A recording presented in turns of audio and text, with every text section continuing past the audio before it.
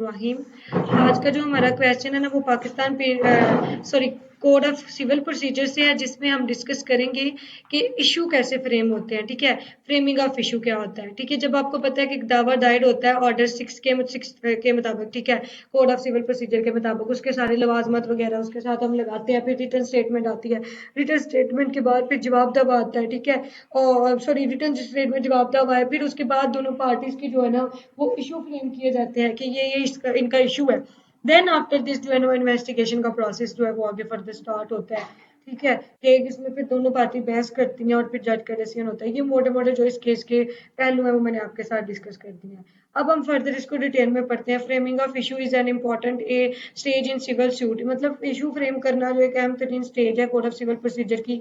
It help the court identify the actual matter in dispute between the parties, यानी इसमें parties identify करती हैं कि एक्चुअली जो कॉज ऑफ एक्शन है वो है क्या, क्यों ये मसला राइज हो रहा है, असल में क्या बात है, क्या वजह है। ठीक है, किस बेस पे इसको किया जाए, ये सारी चीजें इसमें आ जाती हैं। अच्छा जी, फर्दर मोड यहाँ पे आ जाता है कि the court frame issues after examining the pleadings and determine the question of fact and law that require decision during the trial, यानी तो कोर्ट इनको सुनने के बाद ना फिर प्लीडिंग को जो है उसके बाद क्या करती है, उनके क्वेश्चन ऑफ फैक्ट्स को लॉ को राइज करती है ताकि केस को फर्दर जो है वो डिसाइड किया जा सके। Meaning of framing of issue, issue framing का मतलब क्या होता है। Framing issue means the process by which the court identify and record the important question, यानी फ्रेमिंग ऑफ इशू का मतलब ये होता है कि कोर्ट जो है ना वो इशू को क्या करती है, रिकॉर्ड करती है। ठीक है, फैक्ट्स को रिकॉर्ड करती है and law rising between the parties, और क्या उनके दरमियान बेसिकली कानून है, क्या चीज है उसको राइज करती है। These issues are prepared from the statement made in the plaint and written statement, यानी ये जो प्लेंट और रिटर्न स्टेटमेंट के अंदर उन्होंने चीजें लिखी होती है ना कि ये हमारे एलिगेशन है, उसको हाईलाइट किया जाता है। The court decide the case on the basis of evidence produced regarding the issues, यानी कोर्ट गिवन एविडेंस की बिना पे जो है ना वो देखती है। Order 6 of code of civil procedure और आर्डर जो है ना रूल 1 ये जो है ना वो इशू फ्रेमिंग के रिलेटेड है। अब हम मजीद इसको पढ़ लेते हैं। Principle of issue framing, issue must arise from pleading, the court should frame issues only from the pleading of the parties, यानी कोर्ट जो है वो इशू फ्रेम करेगी। ठीक है, कैसे पार्टीज के जो है ना मतलब एविडेंस को सुन के। The plaint and the written statement provide the foundation for identifying dispute matters, यानी प्लेंट और रिटन स्टेटमेंट बेसिकली जो होती है ना वो इसी मकसद के लिए होती है ताकि आइडेंटिफाई किया जा सके कि लीगल इशू बेसिकली है क्या पार्टीज के दरमियान में। ठीक है, no issue should be framed on a fact or question that is not raised by either party, यानी कोई भी इशू जो है ना वो नहीं मतलब रेज किया जाएगा जो कि पार्टी ने फ्रेम ही ना किया हो। बाद में पार्टी आके तो फिर नहीं वो हो सकता। ठीक है, उनको कहा जाता है कि आपको इसी के अंदर प्लेंट के अंदर लिखना था कि आपके ये इश्यूज हैं, ये आपने अराइज किए हैं। Issue must relate to material preposition. Only those fact and legal question which are necessary for deciding the dispute should be framed an issue. यानी जो लीगल फैक्ट्स हैं और जो उसके दावे के रिलेटेड है जस्ट उनको ही राइज किया जाएगा, इसके अलावा किसी भी मामले को जो है ना वो नहीं मतलब राइज किया जाता। ये चीज आपने इसमें बतानी है। irrelevant or unnecessary matters should not become a part of issue, यानी जो irrelevant matters हैं, जो गैर जरूरी मैटर हैं, वो कभी भी पार्ट ऑफ इशू नहीं हो सकते। This ensure that trial remain focused on real controversy, यानी ये इस बात को यकीन दहानी बनाता है कि सिर्फ ट्रायल में खास पहलुओं को ही डिस्कस किया जाएगा। इशू जो है वो क्लियर होने चाहिए, क्लियर लैंग्वेज उसकी होनी चाहिए, इम्बिगिटीज नहीं होनी चाहिए। ठीक है, ये चीज इसमें बताई गई है। Further court has the duty to frame issue, यानी कोर्ट की ये ड्यूटी है। कोर्ट क्या करेगी, वो एग्जामिन करेगी। द जज examine the pleading document and statement of the parties before preparing the issue, यानी कोर्ट जब इसको जज मुकर्रर करेगा ना इश्यूज को, उसने प्लीडिंग के बेस पे करना है, उसने प्लीडिंग को सुनना है और फिर डिसाइड करना है। ठीक है, आगे चलते हैं। और यहाँ पे आगे हमारा आ जाता है जी concept burden of proof shall be considered, यानी बारे सबूत किस पे होता है। अब ये बड़ा इंपॉर्टेंट चीज है, ये क्यूएसओ में भी है। क्यूएसओ में मैंने पढ़ाया था आपको ये क्वेश्चन बर्डन ऑफ प्रूफ वाला, अगर नहीं हुआ तो इसको हम कवर करेंगे। ठीक है, बर्डन ऑफ प्रूफ जो होता है ना बारे सबूत, ये किस पे होता है। अमूमन जो सिविल केस, हाँ जी,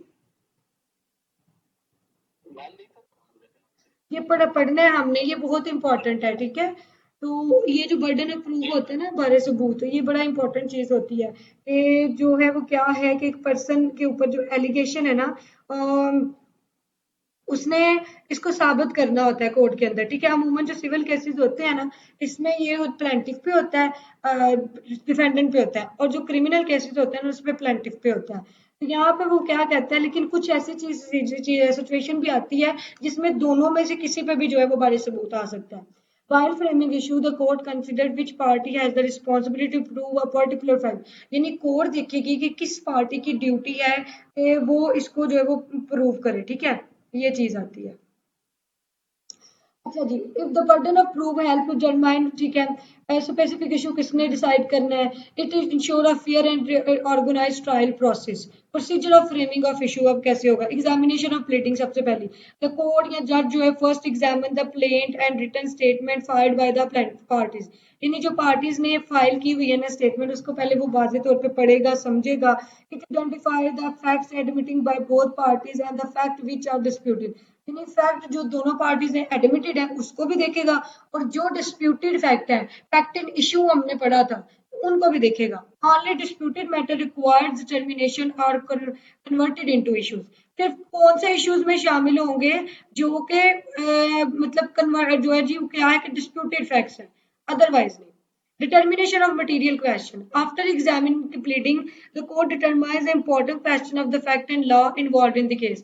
यानी कोर्ट देखेगी बेसिकली कौन सी चीजें जो है वो प्रूव करने की जरूरत है कि ये जो प्रॉपर्टी का केस आया तो प्रॉपर्टी किसके नाम है, उसकी पोजेशन के रिलेटेड है, या ये प्रूव करना है कि ये प्रॉपर्टी जो है वो किससे बिलोंग करती है, ठीक है। तमाम चीजों को जो है ना वो यहाँ पे हम कवर करेंगे, ठीक है। ये चीज इसमें बताएगी। Settlement and recording of issues. The court prepare a list of issue based on disputed question between the parties. यानी अगर क्या है कि जो भी disputed question है ना बिटवीन पार्टीज के दरमियान में, उनको कोर्ट फैक्ट और इश्यूज की बिना पे देखेगी। These issues are recorded in writing and become the foundation for trial. ये इशू रिकॉर्डिंग में होंगे। जब आप जजमेंट पढ़ोगे ना, जजमेंट में पॉइंट की फॉर्मेट में आप देखना ये लिखे होते हैं। सिविल केस की आपने जजमेंट निकाल के देखनी है, उसके अंदर ना पहले उसने सबसे पहले बताया होता है पार्टीज के बारे में, उनको कॉज ऑफ एक्शन बताया होता है थोड़ा बहुत, फिर आगे वो फैक्ट इन इशू लिखता है, फिर वो फैक्ट इन इशू को उठा के ना एक एक पैराग्राफ के अंदर बताता है बार बारी, ठीक है, कि ये इशू है इनके दरमियान, ठीक है।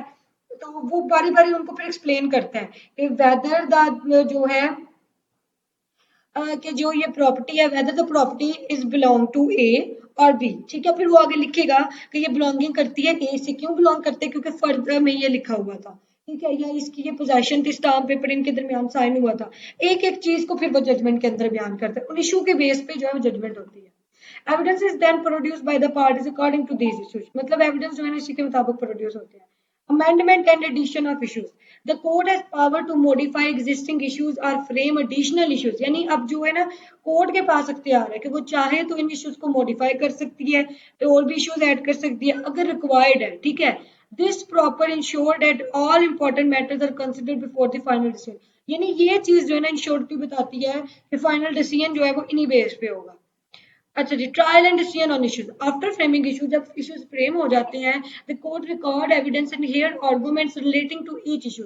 कोर्ट भी क्या करती है कि वो आर्गुमेंट सुनती है, ठीक है, उन इश्यूज के रिलेटेड, ठीक है, एविडेंस सुनती है उनके related. The final judgement is based on the finding of the court on these framed issues. तो फाइनल जजमेंट जो है इन्हीं के बेस पे होती है।